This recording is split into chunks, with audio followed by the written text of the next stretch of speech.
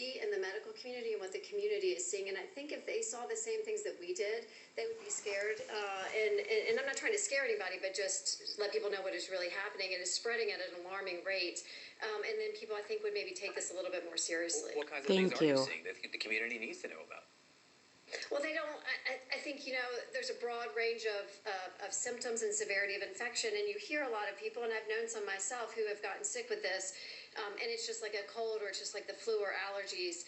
But they need to realize that not only can people be severely ill acutely in the 7 to 10 days after they get infected and require hospitalization, sometimes supplementary oxygen, sometimes a ventilator or ICU level care, but also there are really significant long-term side effects, and the short-term risk of blood clots and strokes. Blood clots. And people that, have long-term fuzziness or difficulty thinking, mental problems, some, neuropathies and nerve problems.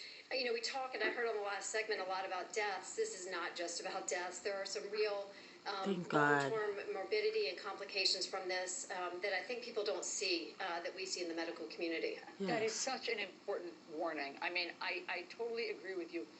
Deaths are so dramatic, and the numbers continue to climb, and so that does get a lot of attention. But this morning we have been talking a lot about the next level and what patients who get this, even if you think that you just have a cold, might have to deal with for a long time. Dr. Potoff, we just don't know. And I know that you're saying that a big percentage of the people coming into your hospitals now, which are close to capacity, are having to be treated in the ICU. Has anything changed with that? Are you able to get your arms around that, or is this sort of a hair on fire moment?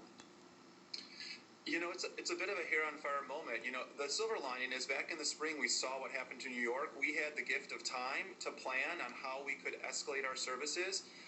But no plan is indefinite, and it's really hard to create increased numbers of critical care physicians and critical care nurses. So it's crunch time here in Wisconsin. Crunch time. We're doing the best that we can, but we hear that a lot of the health systems in Wisconsin are really, struggling right now. Well, how close are you, Dr. Potoff, to the breaking point?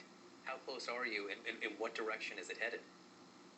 Yeah, I don't think it's so much where all of a sudden we reach the breaking point, we couldn't take care of patients, but what happens is the quality of care that we can deliver starts to diminish every time we enact a new way to care for patients that isn't as good as being in our COVID-19 unit with people who know how to treat this disease, who've been doing it for 9 months. Yeah. The thing that worries me is I don't really see a great solution on the horizon for Wisconsin as to how we're going to turn this around. Dr. Potoff, Dr. Spivak, thank you for the work you are both doing. We really appreciate your efforts. We appreciate your time this morning. If there's anything we can do to get the message out, let us know. Thank you. Thank you. 6 days from Election Day, and we have